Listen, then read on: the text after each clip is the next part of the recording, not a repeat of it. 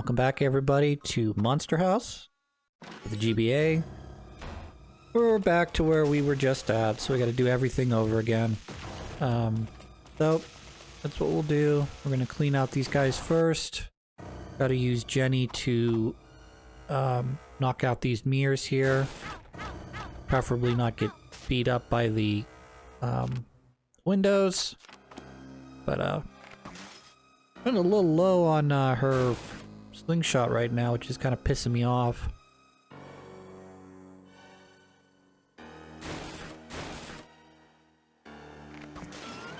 Not really something I want to go searching for, because there's not really an area that I'm aware of on this floor, at least, that has guaranteed drops for her slingshot ammo. So through this room again.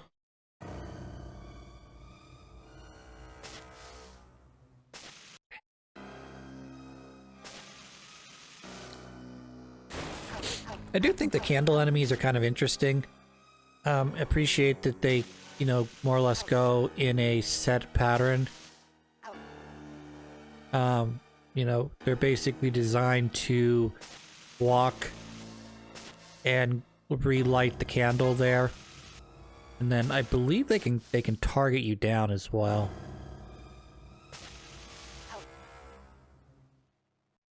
What I didn't realize here is that only the back end of his spray really works well.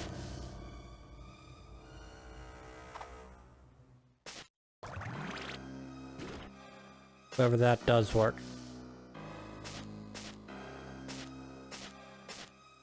I feel like it didn't work originally. Or it didn't work in a certain room. Or maybe it's because he was close to the wall. I don't know.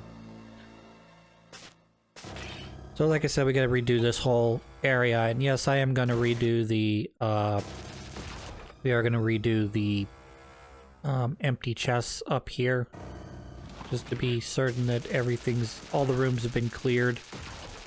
Because I'm gonna end up coming back through here, I'm sure, at some point to do a second scan to make sure I don't miss anything.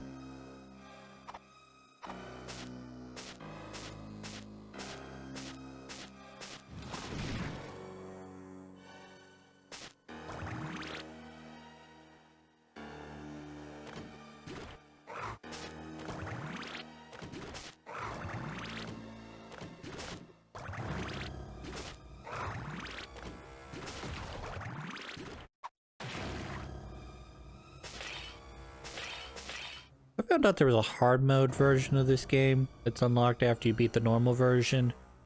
The amount that I am struggling in this game, I'm not sure. I don't think a hard mode version sounds like very much fun.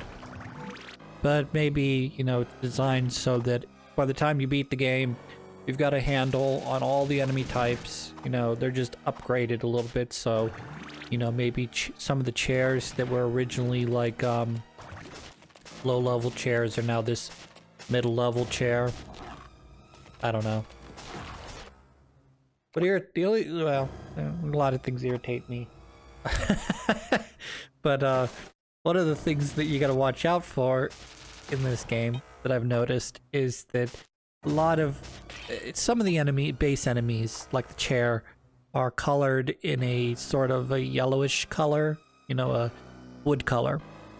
And the upper level enemies in this game are gold. So you have gold level enemies that are very difficult.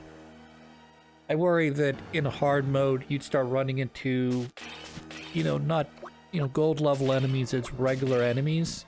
And I'm not able to immediately tell the difference between, say, a regular, I guess you would, but it really depends. I didn't actually get a good look at the gold chair that we beat earlier in the game, so I'm not really sure if I'd be able to immediately tell the difference between the two.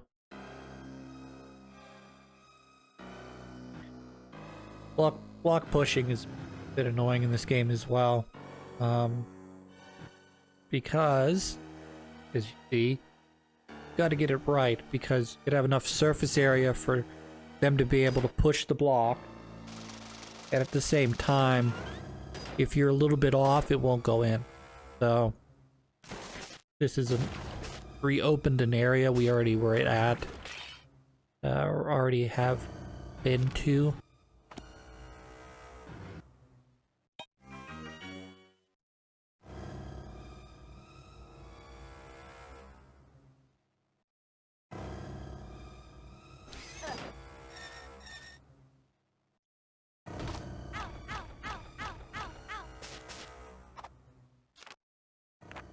So, the plan here.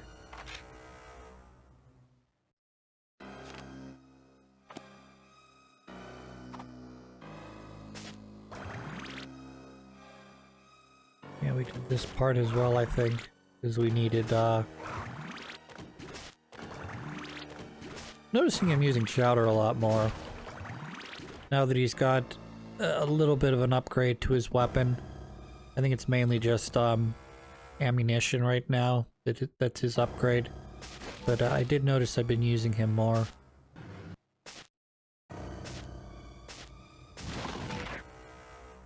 Alright, so that's I do need to get this key regardless. Yeah, we're just gonna take that, get the hell out of here. I'm not gonna play around. I'll end up taking like 3 damage or something on these guys. 5 or 6 would kill me.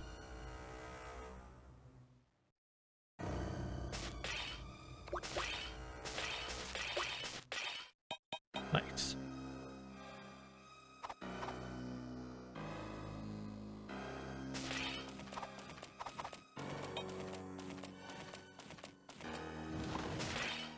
Go, Chowder, go, you fat kid. Go, you're gonna make it. Oh, I didn't make it. That's okay.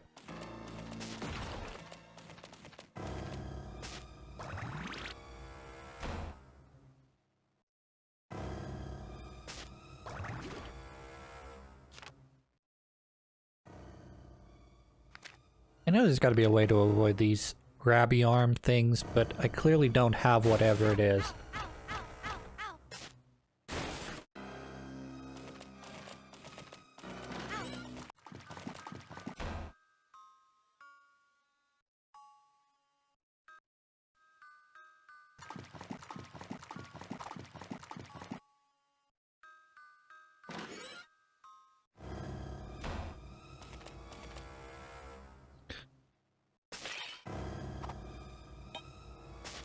I do like how there's some guaranteed drops in this game where if you go and the respawn rate appears to be about every 2 to 3 rooms.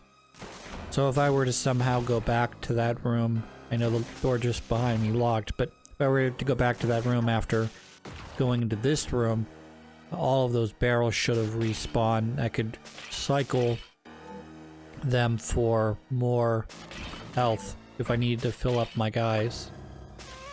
Which, I get, you know, I think the game is designed so that you don't take damage. And if you do take damage, you know, you should be penalized for it. But at the same time, you know, I'm not filling myself with 99 potions or, you know, max potions or whatever you want to call them, you know, to heal my life. You know, I can only carry 4 health things at a time. So some amount of, you know, candies necessary, or rather candy health drops necessary in this game.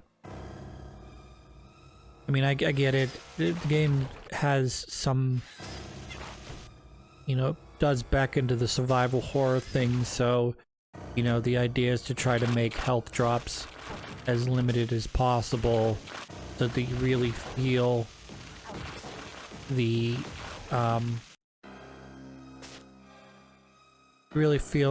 the I'm about to die, holy shit, don't take damage, preserve your health level of stuff. And I get in terms of you know, drops like this where, you know, I guess it's, you gotta give people enough ammunition to get through the game, but at the same time, like, You know, if you use too much ammunition, you're just fucked. But that's one of the things about some of the early Resident Evil games is like, you know, you play Resident Evil for the first time, and then, you know, you get about X percentage through, and you realize you fucked yourself because, you know, you got to a boss that needs a certain amount of ammunition or a certain amount of incendiary rounds to beat, and you don't have them because you used them against a boss that you thought you needed the incendiary rounds to beat, and you really should have saved those, so you don't know what's upcoming. So, like, your options are like, figure out how to beat the boss, or fucking start the game over, you know? And my brother was playing RE1, I think it was the director's cut. And he got to a point where he was fighting the snake boss, I think. I think it was in Chris's campaign. And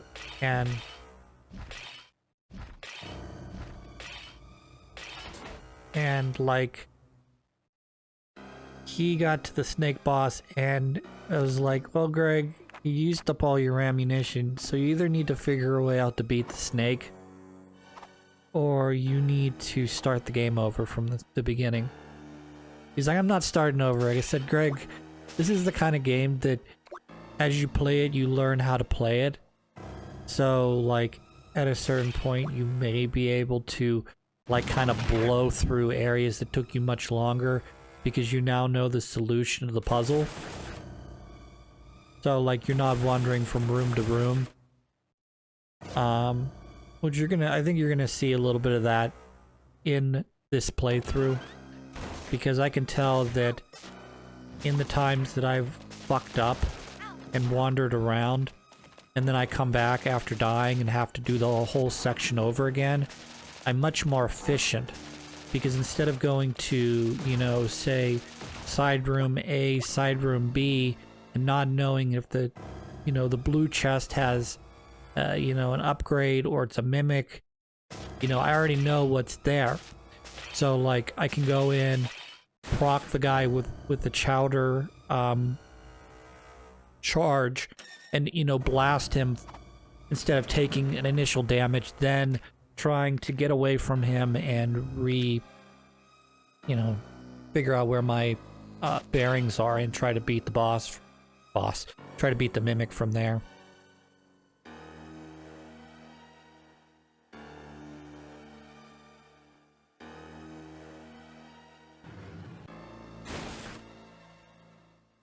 This is not something I've run into yet. Well, I mean, we have had our block pushing puzzles, but they've not been pits. So, like, in addition to pushing the stuff around, make sure you don't fall, go too much to the left, too much to the right. Yeah, you see, I've already realized that that's not going to work because I don't have a way to get over there, so I gotta reposition myself.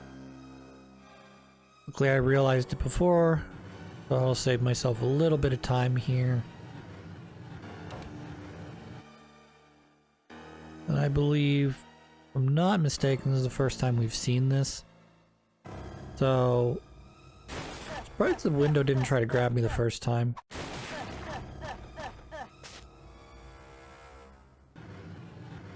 And apparently there's a certain proc distance there. We're just gonna do the old-fashioned ladder method. If anyone plays Go, they know what I'm talking about. Where I'm just gonna go over one, down one, over one, down one. Until we get into position, then we can do this. I cheated the game a little bit there. And we're gonna go over here. So this is classic Zelda right here. The floor tiles, you know, coming to life and trying to attack you. You just sort of have to wait for them to all go away, because you'll just take too much damage. Oh, mimic. I did not expect there actually to be a mimic there, but I guess that makes sense, because you're supposed to be like, oh, I better hurry up and get in and get out, and then you proc the mimic in addition to the flying, their bottles, but I was gonna say the flying, floor tiles. And no good, I need another key. Okay. So, up down here, I guess. And pop. We know where this leads, of course. Luckily, because we unlocked the door, the downstairs door, this should be pretty simple. Get back to where we were just at. Because this drops us down, obviously, one floor. But we open the side door to the left, so we should be able to make our way through here pretty quickly, I think. Excuse me. As long as I don't get grabbed by these hands. Grab hands, you grabby.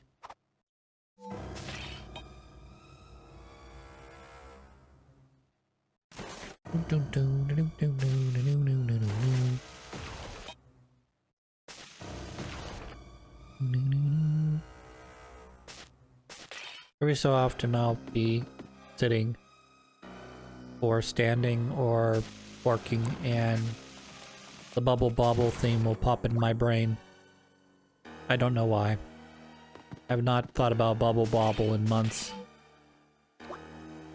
And just, there it is. Randomly, it just gets stuck in your brain.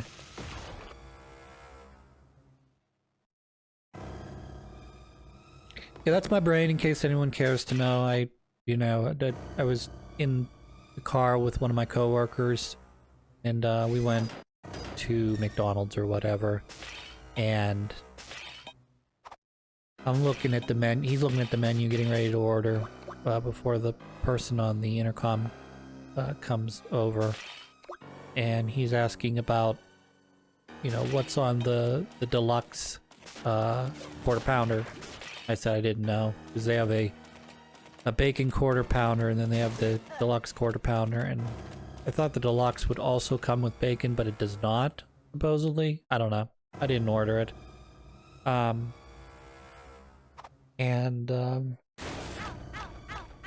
So anyways, we're sitting there, he's talking, and we're talking, and then all of a sudden, like, I noticed that you know, they have a what they call a mambo sauce. I'm like, I wonder what's in a mambo sauce, you know? And the other one was like like, I can't remember what the name was, but it had enough description that you could figure out what it was. It was like, you know, tangy, sour, tangy, sweet.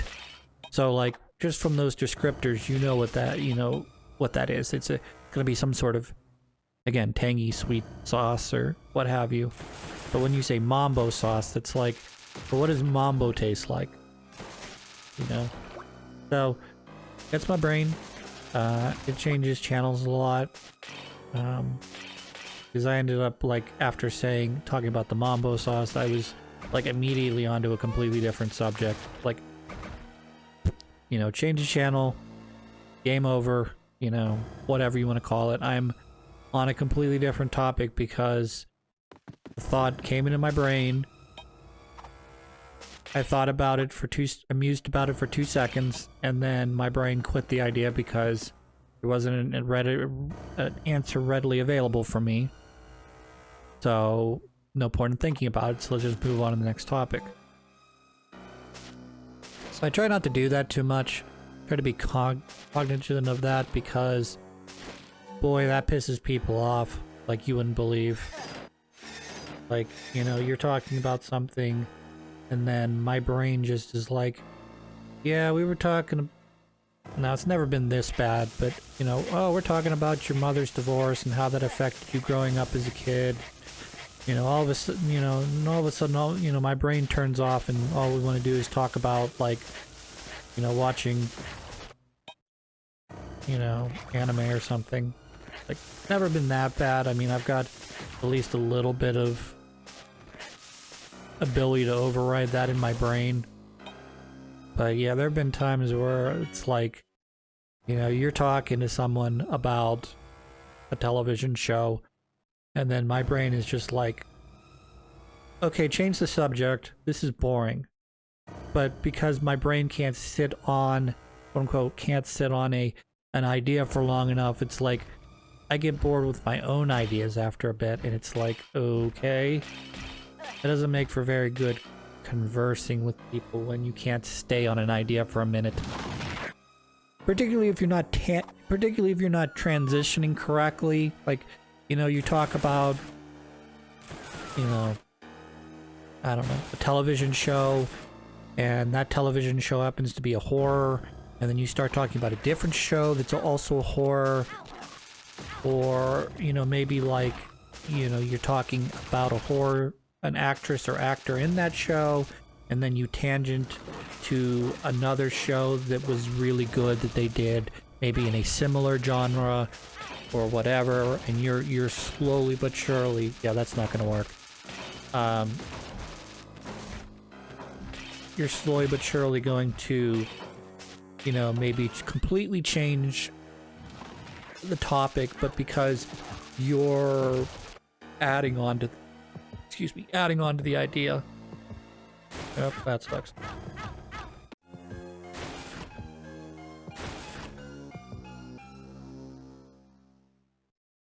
All right, let's try that again. Let's try it again. Let's not fuck that up, and let's try it again. Luckily, we did stop off here at the save bathroom. So that area that we just were in, you just died in, should be the same when we come back to it. We shouldn't have to do everything we did prior all over again. However, we do want to make sure to remember that there are guys on the floor, and they will attack me, and they will cause damage, and there's no guarantee that any of these plants have anything for me, like healing or what have you, but yeah. So yeah, my brain's not very good at the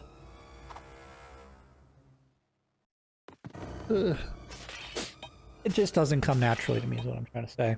That, you know, the smooth transition, you know, where you're, and I do it sometimes if I'm, you know, if I talk long enough or what have you, you know, but at a certain point I've realized that I've tangented off, you know, what I wanted to say, and I have to try to, like, rope or loop myself back to the original conversation. Otherwise, we'll just continue off into the sunset on a tangent.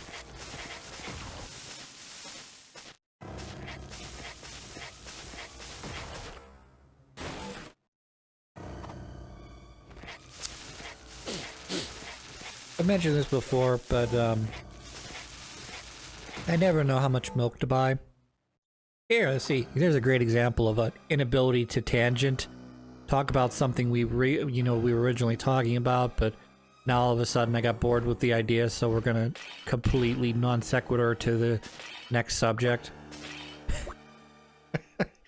But anywho, I never know how much milk to buy because, you know, if you buy two, you know, if you drink milk, like you put it in your cereal, hint hint nudge nudge, or you put it in your coffee, hint hint nudge nudge, then you want it to be there when you make coffee. Alright, let's clean this up.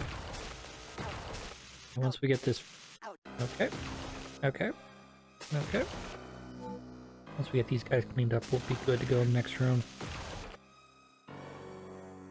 And let's not get grabbed by the window this time. Wow, a peppermint power! Alright, so that actually, if I had gone directly to the chest, I would have not gotten the game over, because the peppermint power automatically gives me another lease on life. Yeah, what I wanted to say. Do I have a key? I don't know if I have a key. I don't think I have a key. I did get that candy bar below because we did save, so that's good. Don't have to worry about backtracking to get that again. But like I was saying, never know how much milk to buy, because I know if I buy a gallon of milk for myself, it'll go sour before I end up using it. Unless I'm baking something, or something that requires a lot of milk, you know, for me to use. So that would make sense, because I can go through anywhere between, say, let's just say we'll just say a half gallon or so of milk a week. But where I run into problems is when I wake up late and I don't have a bowl of cereal, or I don't make myself coffee before going to work. Well, now I'm not using the milk, and the milk sits in there another day, and you do that a couple times, and you get spoiled milk. Milk's there, so you don't say to yourself, well, I know we go get more milk from the grocery store. At the same time, you eat a bowl of I don't know, we'll just say Captain Crunch, but it's got a very berry taste to it, you know. It's got that, you know, it's got that sour, you know, it's milk's not quite there yet, but it's getting there taste. I always say it tastes like berries, because I'm not actually like, I don't, like if the milk smells bad, it goes down the drain. But when it's in that in-between period between when it's starting to go bad, it's not quite bad yet, it's starting to get a little nasty. Yeah. I try to avoid that when possible, particularly now that I'm aware of it, because I'm very hyper aware of it now that I've managed to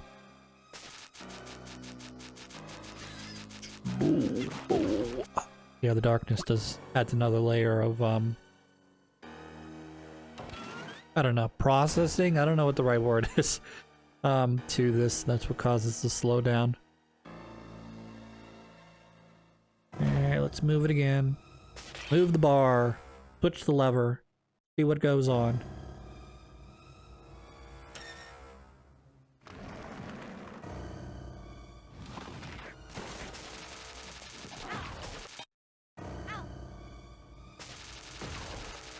I'm basically cycling this room.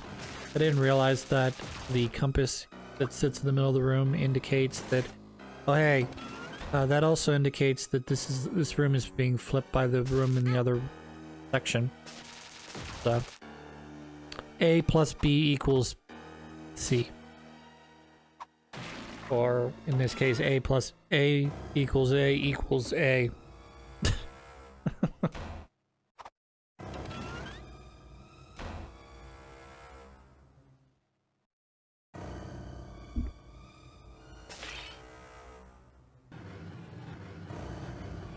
This doesn't usually work in Zelda, and it does not in this game either. So that is not the solution to this problem. It's a possibility. This also shouldn't work, because I should have already gone through that room, so we're good now. We'll just have to flip the lever one more time. That's not the right direction, but whatever. I've got a key, so it doesn't matter. We're just going to continue down until I hit another door that requires a key, and then I'm going to be PO'd. Oh no. Crap. I was hoping that didn't happen. Oh well, we'll just kill them. We'll use our water gun to defeat them.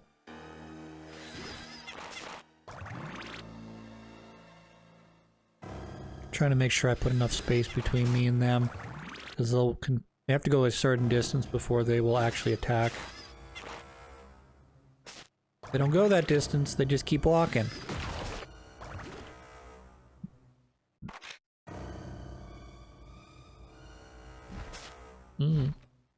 Lovely.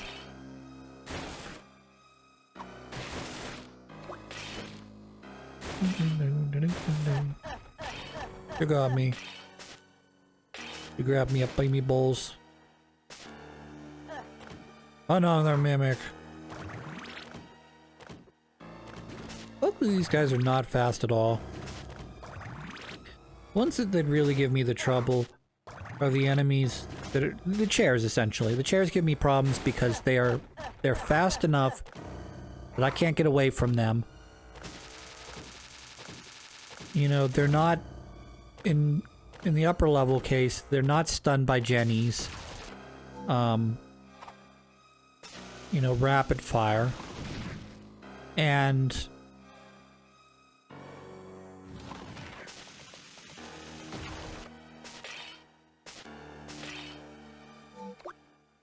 like, you know, you're trying to put like the whatever.